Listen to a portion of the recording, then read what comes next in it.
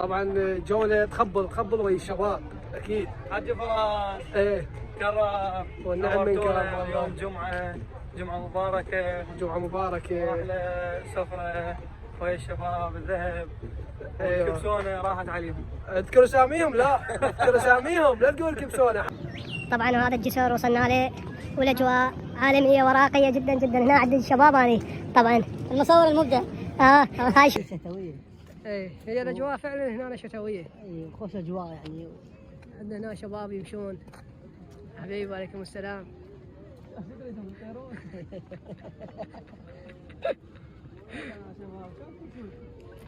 عندنا جماعة يشوون ويدخنون.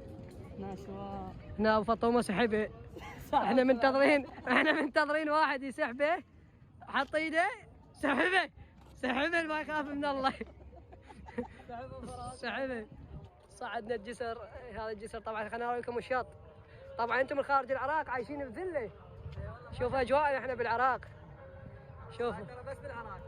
هذا بس بالعراق.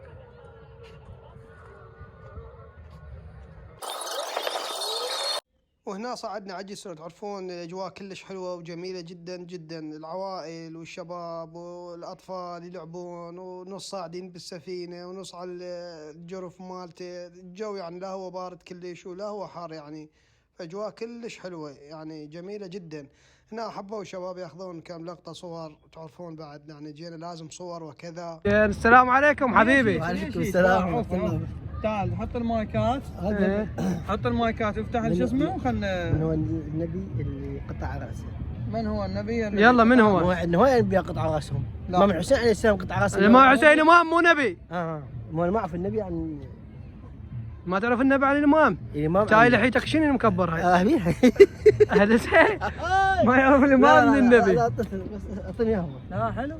من هو؟ ما اعرف هذا. اعرف على الكاميرا. اي اصلا وفكر. انت شنو غير؟ شو نريد يقول شو يقول بالاخير؟ يقول لكم الجواب. يلا جيب اقطع. بعد ما رجعنا من الجسر حبينا نفطر بالزهراء بعد اكثر، لان اجواء اليوم حلوه وجمعه والعوائل هواي جايه يعني كلش هواي عطله. وبعد تعرفون والاجواء حلوه. فهنا هاي الحدائق يعني الكافتريا، وهاي من هنا تاخذون تذاكر يعني تطبون اذا تردون حديقه الحيوانات على هالجهه صايره. اجواء كلش حلوه يعني. تعالوا جيبوا عوائلكم وتعالوا تونسوا. شوفوا شلون اجواء كلش حلوه. وطبعا العطله جايه مال نصف السنه، فاكيد راح بعد اكثر تزدحم الزوراء بهاي العطله. هنا الاجواء كلش حلوه. قلت لهم شلون خلينا نروح بناخذ جوله يم الالعاب. الالعاب جدا. والشباب ما قصروا قالوا يلا. وصلنا هاي اول لعبه تموت. هاي ثاني لعبه. هاي قلت لهم ما صعدت هيل وهسه ما ادري شو يصير. ما اعرف يعني شلون صعدن البنات. اكثرهن بنات طبعا يصعدن هاي اللعبه. ما اعرف شلون الهن يعني قلب يصعدن. يعني لعبه مرعبه يعني. افكر انا صعدتها بتفتر شلون. وهاي اللعبه اللي هي ما اعرف هزاز ما ادري منخل ما اعرف شو يسمونه. كتبوا لي شو يسمونه انتم هاي اللعبه. هاي شنو يعني تهزك شمرك. وهاي جدا جدا مرعبه. هاي صاعدتها مره واحده انا بالجزيره. صعدتها وشفتها يعني جدا تخوف يعني. شفت البرغي شادين بهاي السلاسل يعني صغير جدا يعني كلش صغير. شلون ما اعرف شلون يشيل هذا البشر ما ادري. فقلت لهم ما اصعد. الشباب قالوا نصعد. قلت لهم انا بالنسبه لي بتنازل. فهنا الشباب وياي. هنا احد المتابعين راح يجي خطيه يسلم على ابو فطومه اعرفه يعني طفل خطيه هذا يجي. فقلت له راح اطلعك. هنا بقينا نفطر احنا يوم هذا الحصان. هذا على قولة ابو فطومه يقول 24 ساعه عليه مي وهو باقي اسود. شو وقت يعني ينظف. قلت له يابا هو لونه هيك برونز ما اعرف شنو يعني. فيدبون عليه هذا المي هيك كديكور. المهم هذه اللعبه يسمونها المقص. منو صاعد هاي اللعبه. هاي يعني مو تخوف هواي يعني هم بيها بس مو يعني ذيك اللعبه المرعبه. يعني لعبه عاديه بس هيك تفتر. وهاي هي مو سريعه. اللعبه ما تكون سريعه يعني تخوف. فهاي لا زينه. هنا ظلمت علينا رحنا تونسنا وهاي. فهنا اكو عيد ميلاد جايين يسوون بعض العائله. فقلت اصور هذا الشعال يعني جدا حلو. وهم مشغلينهم كم اغنيه مال عيد ميلاد. فاذا عندكم عيد ميلاد تعالوا سووه بالزوراء.